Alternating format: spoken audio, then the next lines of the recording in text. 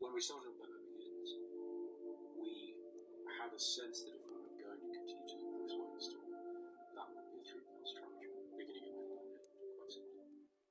In deciding to complete Bruce Wayne's story, we then move the character further along, and so there was always a general sense of, if you did continue telling this story, in what way would the story be developed? I think being conscious of never straying too far from these being films about a man. There's a world there, there's a city, there's a rogues gallery, there's some amazing, compelling characters, but it's really the story of a guy who decided to do something very unconventional, illegal, and dangerous, out of a somewhat broken sense of righteousness and justice. I think what's fascinating is watching this guy trying to find that path through it. I remember very early on, Chris and I talking about, if we can get people to care about Bruce Wayne, and care so much that they don't care whether or not he's in the costume, then we will have won. Bruce has to make some very difficult decisions, and the idea that those decisions will come back to haunt him is something very evocative to me, and speaks to sort of a hero's life or a character's life as the sum total of decisions they made.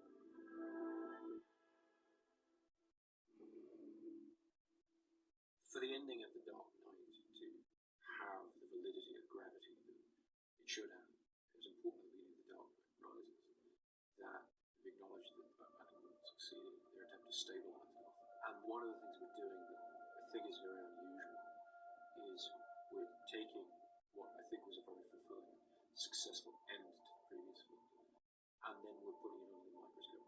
As we open the story, we're dealing with a Gotham that does not need Batman. That's very much Alfred's point to Bruce, is he's not needed as that character anymore. Gotham has, at least on the surface, it's been fixed. He's won that battle. But he is frozen in this moment of time, and so we're looking at a Bruce Wayne who in one sense doesn't know what to do with himself. He has been damaged by his experiences as Batman, doesn't know how to move on from them. And so very much The Dark Knight Rises deals with the consequences of characters' actions. He's physically damaged, he's walking with a cane, he's hurt his leg in the fall that killed Harvey Dent. We always wanted to show throughout all of the movies the consequences of what he does. He doesn't get to go out and have these adventures at nighttime without having pain, broken ribs, hurting himself, and that is catching up on him physically, but also mentally. And emotionally, we're looking at somebody who's traumatized by what's happened to him and doesn't know how to move on from that. And Christian certainly embraced giving this character an older, but not necessarily wiser, very bitter, jaded sense. And he really embraced that with the character. And it gives Bruce Wayne somewhere to go in the story. We want to see him pull out from this. We try to treat Batman costume, the Batman personality, almost like it were an addiction. You know, that he's addicted to it, that he's addicted to the anger, that he's addicted to the violence, that he's addicted to the suit. And that's all he really lives for. How he was able to channel his anger and his energy is by being Batman. And as long as there was something to push against, he had a reason for existing. And now that the streets are relatively crime-free, he hasn't had anything to push against, so he doesn't have a purpose anymore. Even though we never knew we were going to do 2 more sequels after the first one, there always seemed to have been that sense of there is a way of completing the story, and the DNA of it was, of course, in the first one.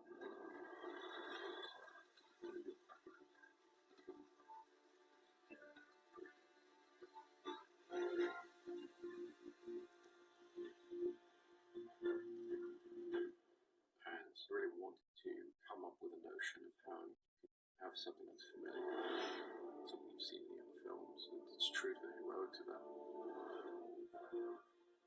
But at the beginning, it's really a ghost of itself.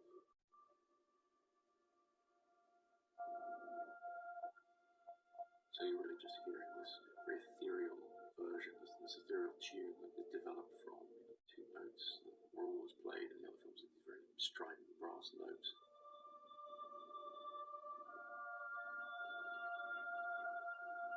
And it really is a 2-note motif very much on purpose, that even when it resolves, it doesn't quite resolve.